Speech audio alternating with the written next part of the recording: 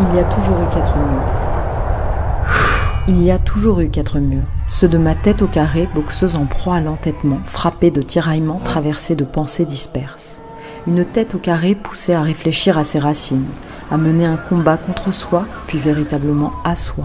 Une tête au carré que le chaos du monde extérieur recentre et assoit pour faire corps. Il y a toujours eu 4 murs. Mon corps d'abord, entre 4 cordes tendues comme un espace de parenthèse, de part et d'autre des pas, des plis et des déplacements. Un corps mouvant qui brusquement replié, confiné s'émeut en dedans. L'arrêté serait souffrance, alors il joue les prolongements d'un déploiement introspectif sans esquive. Un corps habité, concentré d'une privation féconde. Il y a toujours eu 4 murs.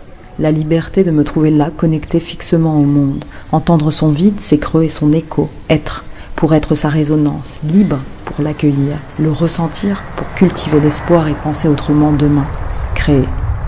Il y a toujours eu 4 murs, demain comme aujourd'hui. Aujourd'hui le temps nous est commun, universel.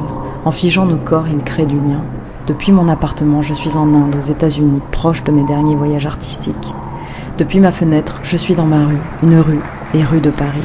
Le temps n'est plus obligation de répondre à la précarité d'une vie d'artiste. Son expérience n'est que richesse méditative. Sauver quelque chose du temps où l'on ne sera plus jamais, écrivait Annie Ernaux. Il y a toujours eu 4 murs. Bordés, protégés, enfermés ou encore exposés, nous sommes toutes et tous entre 4 murs.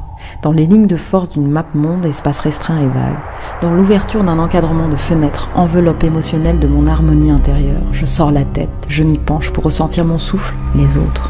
Non pas pour les voir, seulement pour les regarder, appréhender l'ailleurs. Il y a toujours eu 4 murs, les murs perméables de mon engagement. La chance d'une porte qui se ferme pour transposer ma solitude et sublimer mon immobilité. La chance de trouver en soi les codes d'expression d'une réalité collective, intranquille. Il y a toujours eu 4 murs, comme si rien n'avait réellement changé. Pour moi, être entre 4 murs n'est qu'un pléonasme créatif. C'est en faisant qu'on se remplit. Entre mes 4 murs se dessine une multiplicité d'angles, se superposent mes latitudes, mes envolées gravent notre cas, enregistrent le nous unitaire et pluriel, captent et composent l'audible modification des comportements humains. Il y a toujours eu 4 murs.